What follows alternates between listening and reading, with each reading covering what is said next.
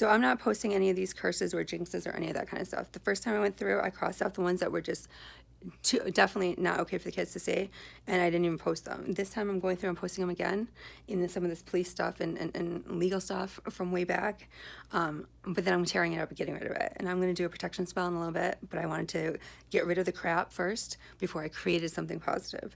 And the kids, they're most likely in bed right now if they're my girls, or doing something like listening to music real loud or something like that, and then sleeping really late, and then they usually have like a creative burst in the morning, noonish, right? And then they get there, and then by 3 o'clock, when I'm hitting my stride and getting my stuff done, that's when they interrupt me and dump on me the stuff that they want for me to get done, and they're done, what have you. The boys stay up late and do research and stuff like that a little bit more, but they look out for stuff that girls might care about. And I've been doing stuff for Brayden instead of Kira for my birthday this year, but Noah too, I have to. It's my gift to them. So I'm going to throw this stuff out, and I'm going to tear it up and get rid of it. Kira's godparents and other women in her little social network down there in Virginia have this information anyway, and it's also in different email accounts if she ever wants it when she's 18 or something like that. But I didn't give it to Kristen and Jamie because I don't want them looking into it and having it affect anything that they do now. I'm over it. I look at things a lot of different ways, and in the whole scheme of things, if they're going to play these little sleuth, spy, dig up dirt stuff on people, they might as well do it on the people that have investigated them and have looked into them before too. Why? Because they're not going to do anything. They're not angry at them. They're not going to like get revenge for anything that wasn't a problem. But it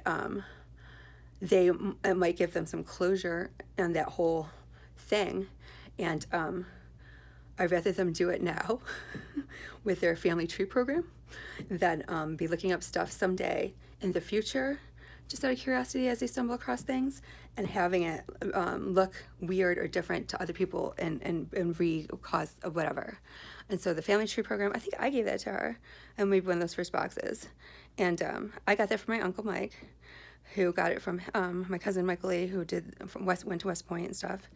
And I never used it because everybody in my family got their Native American Creek papers and don't have to pay taxes or any of that stuff, and they denied me over and over and over again. But I am officially head of the Wind Clan, and I officially would be willing to see people and talk to people in my family again and go to funerals and let some more stuff go because it's a matriarchal society, and I'm getting cues from everybody that it's kind of like, okay, so let them do that, look into that kind of stuff and what have you. And so nothing's going to happen to K2 either, because if it did, it wouldn't necessarily pass down to her. It doesn't necessarily just go like that. I got it from other people in my family, and they kind of divided it up between the women a little bit here and there in order to kind of, whatever. But think about this. My dad grew up at 245 Woodruff Ave, and my birthday's 4/5, right? And now I'm living at 3507 Mary, Virginia, Georgia, whatever, right? I was born at 507. So that's interesting, because that would have been my Nana to me, and that means a lot. I lived at 148 West Street in college, and when I lived in Bowie, I lived at 148. It's just weird how everything kind of just always is right on par for me. And so K2 right now is at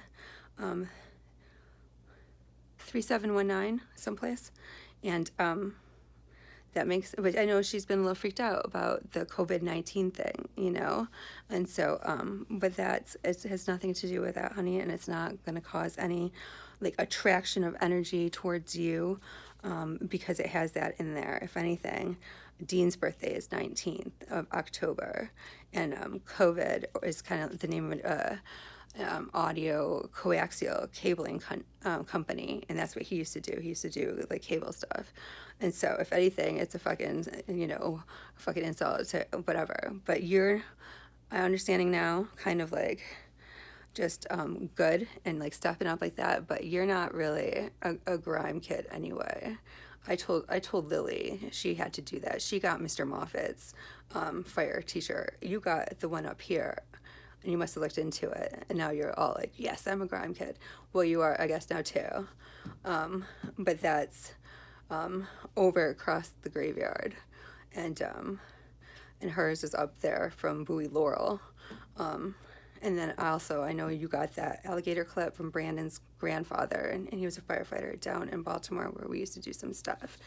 And so I don't know what you guys did with that one, if you're just going to save it or what have you, and do that. But you don't have a t-shirt for it, so if you don't have a t-shirt for it, it doesn't really count. But yes, so I'm going to do some protection spells and stuff like that. But thanks, Kristen, for everything. And Braden, you don't have to pay attention now. Let me do the rest of your birthday present without you paying attention to this stuff, okay? All right.